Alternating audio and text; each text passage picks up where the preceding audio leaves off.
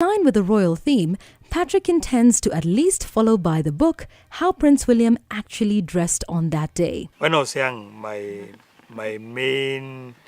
I wished to become a policeman one day. And then I changed. I wanted to join the Kenyan army and like. And then when I watched the royal wedding, the uniform and the like, I remember one day I went for my friend's wedding, was working for the Kenyan army. It really came up very well.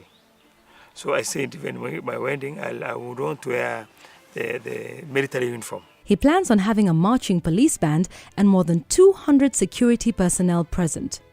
Quite interesting, as such numbers are unusual to come by in any event, let alone a wedding. With that in mind, he immediately got to work. So we went to do a research on how to get the royal uniform.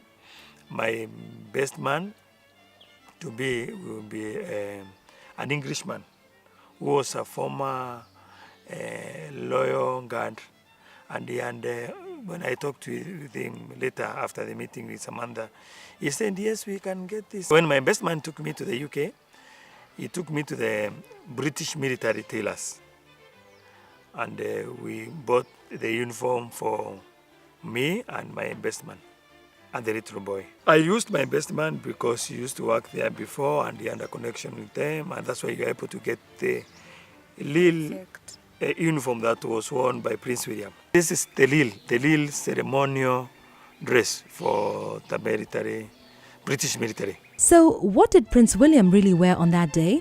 The prince was dressed in the scarlet red Home Service Order tunic with the Irish shamrock embroidered on the collar. He wore only one decoration, the Queen's Golden Jubilee Medal, to mark the 50th anniversary of her reign.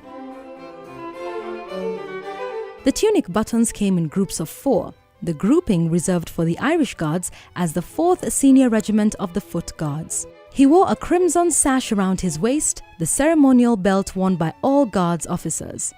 Underneath the sash belt hang his sword mounting. His red overall trousers with a thick red band down the side covered his mess Wellington boots with spurs fitted to the back. Interestingly, it was a special heat-absorbing suit to stop him from keeling over under the lights at Westminster Abbey. Surprisingly, Patrick's attire is the exact replica.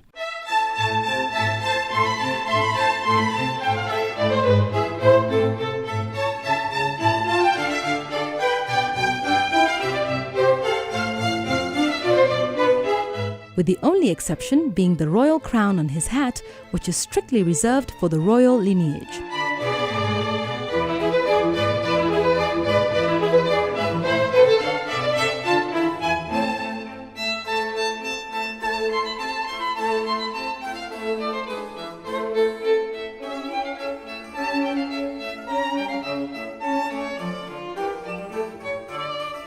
In fact, the royal attire is so sensitive such that Patrick and his best man had to sign an agreement form that they would not use the suit for any other purpose other than to wear it on the official wedding day. With that, how much is Patrick really spending? The whole uniform costed around 3 million. We bargained so much because one uniform for the one I was wearing, the real cost for it with everything goes in Kenyan shillings around 3.5 million for one dress. So if he were actually to buy the 3 attires without any favor, the whole lot would have cost him about 12 million shillings. In addition to that, they are catering for the expense of the whole bridal lineup, all attires being shopped for in the UK, which sums up to quite a considerable amount. When she was buying the dresses, she bought everything even for our parents. Our uncles, we also bought for our uncles. What was the bill? 10? 20? Not even one hint? I would say that budget was open and she was taking care of it and given her an open budget to make sure that she buys the best for her, the best for the bridal party, the best for groom's party. There was no budget restriction there. If you must know, 60% of the budget has gone into booking venue and finding most of the suppliers. We are sure if you personally work out the rest of the math, you'll find out how much it really costs.